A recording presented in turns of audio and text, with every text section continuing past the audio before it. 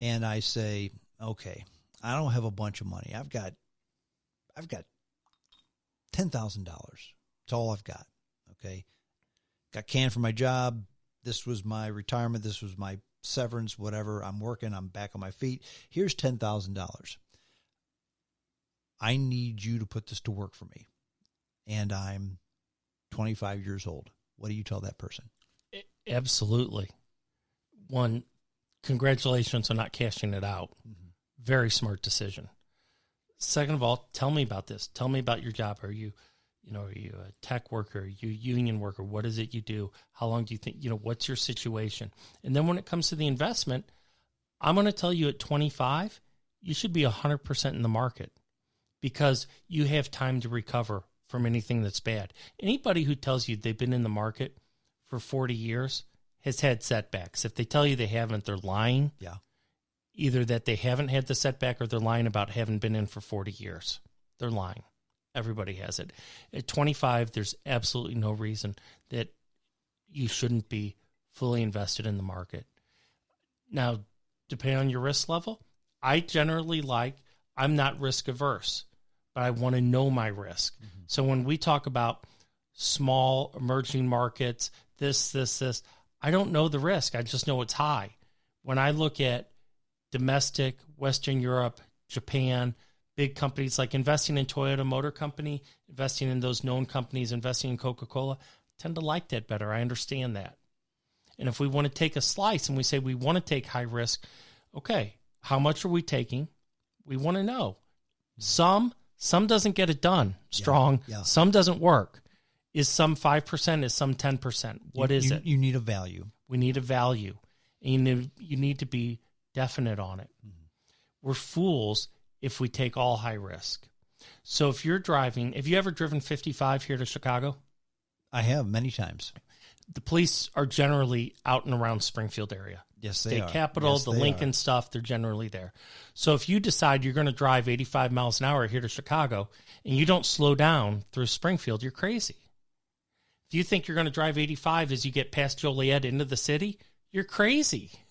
Now, there's places way too high risk, yeah. but not there. Right. So you want to know what your risk is and where are you taking it. And the fact is that if you drove to Chicago 5 times at 85 miles an hour and I drove there 5 times at 65, I probably have a better outcome because you probably got a ticket, you probably wrecked, you probably blew a tire, and none of that probably happened to me. Not guaranteed, but the outcomes are far superior. It's funny that you say that because it's all risk. And our family, when we had the kids at home, we went to Destin a lot. Destin was a great vacation spot. You could drive. It wasn't too expensive. It's the Gulf. It was just beautiful. And we do it not every year, but every other year or so. We did that several times with the family. And my wife worked at a company where the owner of the company had a house in Destin. And he'd drive down there. He'd say, here's a shortcut. You do this, and you can get there in like 11 and a half hours. It takes me 14. What do you mean? How can you do this in 11? Well, you take this way. So I did it, and it did cut some time off. But it wasn't 14. It was 13 and a half. Didn't do it in 11 hours. Right. So my wife asked him, well, how do you get there so quickly? He said, well, you drive 85 miles an hour. She said, well, it's full of cops. What if you do you get a ticket? He said, every time.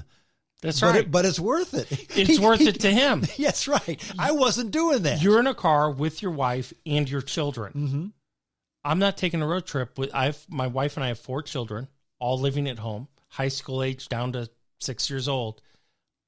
I don't drive 85 miles an hour on the highway with them. No. Why? Because it's risk, not just to me, but to them. Now, see, this guy, it was worth a $100 ticket to save 3 hours on his vacation. It was $33 an hour. And it was just him and his second wife. So I guess he figured, it's just a second wife, no kids. His risk tolerance for that was very high. That's exactly right. Your risk tolerance because he was in a different part of his life than you are. Absolutely, and financially he was fine. So if that ticket cost $100 or $500, it was still worth it to him. Yeah, exactly. And financially, it didn't matter. Exactly. It would bother me enormously. Exactly right. Exactly right. Okay, I'm that same guy. and I'm 45 years old. Yeah. Do you tell them the same thing? Yeah, absolutely. Okay. All stocks. At 45, yeah. Okay. Yeah, I think so. Projected that, assuming we're doing a profession that we're going to do for 20 to 25 more years, yeah. Yeah, absolutely. So basically, 25, 45, you're still in the same boat because you still have a larger window. Yeah, if you have $10,000, now you're 45 and you have 200,000. Now it's different. It's a little different because at 10, we still need to get that snowball big enough to get some momentum. We don't really have enough to take a low risk with. We need to get going. If you got 200,000 at 45, maybe there's part of it we want to put on a slower track. Okay. Maybe we want to do some bonds with part of it and do equities with the rest of it. And none of those equities, by equities, I mean stocks. Maybe we don't want the Chinese small caps. We want, a little bit more Microsoft, a little bit more Coca-Cola, companies an S&P 500. S&P 500. Right. Mm-hmm. I've lost my train of thought. I think the other thing, Strong, when you look at it, you're 25. Okay. Oh, you're married. Oh, you have a 1-year-old. Okay. That's when you're still looking at the financial part of, okay, do you have life insurance? Because if you don't, you need some. Sure. What's your disability insurance? Maybe you need to buy some, maybe you don't, but you need to know what it is. Well, and you need to take care of those liabilities that you have or that you know you're going to incur soon. That's an interesting thing you brought up, life insurance. When I had the kids at home, I had life insurance. Absolutely. When the last kid moved out, I had no more life insurance. My wife says, why did you cancel life insurance? You need life insurance. I said, no, I don't. She said, why? What if you die? I said, then you're on your own. I said, your job is to take care of me. And I was only halfway kidding. But really, it's just that. It's insurance. It's interesting because it's called life insurance, but it's really death insurance because that's what you're insuring against is death. Now, some people, kids are out of the house, and I think this is a great question. Should I keep it? Let's assume it's a term policy. That's what most people own, that's what most people need. Yeah. Okay. By most, I mean the overwhelming majority. That's what they need. Mm-hmm. If the house is paid for, virtually paid for, it's a lot easier to get rid of it. You got a $250,000 house, you raised your kids and you still owe $220 on the house, maybe you should keep it. Right, that's a different story. Maybe you should keep it. If their kids are gone, if you and mama are both working, if you've got some money in the bank, do you really need life insurance? Do you need right? And then the other part comes down to, what did you pay for? Oh, you bought it when you were 22 years old and you're paying $26 a month? Maybe it's worth $300 a year to have it. And then again, maybe it's not. And that's a very personal call. Because to some people, they're like, I hate paying it and I don't want to. Oh, and other people are like, you know what? For $300 a year, I'll just keep it. My opinion on that, and you're going to laugh because this is just me. My opinion on that is the life insurance was done because I said, look, it's so much money a month. If I die, I get zero benefit. And if you get a big chunk of change, the only two people that are going to benefit from that is you and the pool boy you hook up with after I'm dead and gone. So I said, no, I don't want you to have the life insurance anymore. And I canceled the son of a gun. But I'll tell you this, Strong, not unusual. There are multiple men that I've met, and they're like, I want to make sure, I want to take care of my kids, but I don't want to, they're afraid of Romeo coming up 6 months after you're in the ground and he plays guitar and reads poetry and holds hands and walks in the park and watches old Bette Midler movies. And all of a sudden that guy's got $1 million because of this, That's exactly right. That's how I thought. Well, it's not uncommon. The other thought though, that can be damaging to people, and you see this sometimes in minority neighborhoods, immigrant neighborhoods, and they don't understand in that, if you died and you had 3 kids and your wife got $100,000 benefit and you make $28,000 a year, boy, that seems like she's rich. She's not. No. She's not. You need to get your head around that, and you need to trust your wife. Right. You need to trust your spouse with that. They're not going to be rich. But again, it's different if you have kids, dependents, and not. I mean, It's to me, 100% different. That said, James, I've met people who, in my opinion, they didn't need life insurance anymore, and they won't get rid of it. They want it. And part of that's how we were raised, the family. Maybe it was a family dynamic, and whatever it is. Sure. So when people tell me they own it and they're going to keep owning it, that's fine. I just say on that subject, when you're young and you're starting a family, that's the best time to address that need. That's the best time. Retirement. I also heard a term used for retirement. Same guy, this novel Revikant. He says, retirement. Retirement just means that you're not. How did he put this? You're not doing what you're doing because you have to. You're doing it because you want to. And wealth, money, whatever, it's how do you get wealth? You spend less than you earn, okay? And if you have expensive tastes, you're going to need to have a lot of money when you retire.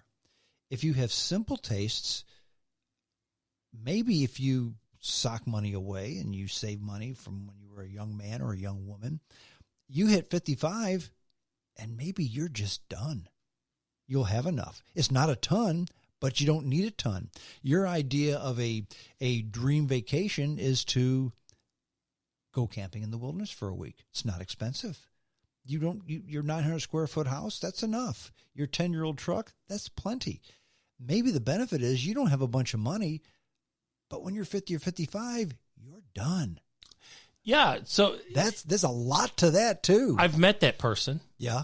I've met that person. That person is out there. And that's exactly what they are. They live in the 900, 1,100 square foot house. Mm-hmm. They drive a 10-year-old fill in the blank. They're not concerned. And they actually, at one point, they went to Hawaii for 2 weeks. Saw it. It was great. Had a good time. Then they came back. Yeah. They're fine. They don't ever need to do that again. They don't want to do it again. Yeah. They're good. They check the box. They're good. Yeah. Retirement, for the most part, is a post-World War II Western world phenomenon. Okay? People never really retired. They didn't really retire. They lived with their kids and they still worked what they could. The Waltons. Yes. Something like that. They worked on the house. And then when we got into the 20th century, and maybe pre-war, but especially post-war, and there's this pension, you're going to retire. Like my grandfather, he was a typeset printer, and he retired, and he died 4 years later. Mm-hmm. This was much more normal. The idea of being retired for 20 and 30 years, I was talking to somebody the other day, his wife's going to retire next year. 48 years old, she's going to retire.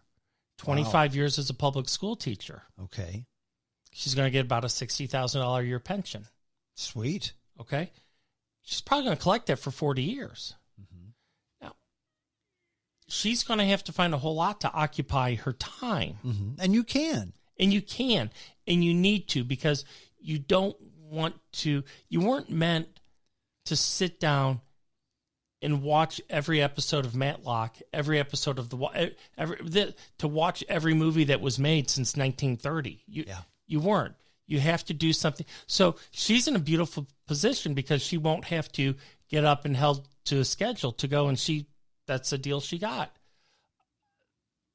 But retirement, it is. It's much more of you don't have to go to work for this. It's doing what you want to do, not what you have to do. Not what you have to. Exactly. And that again goes back to the money serving you.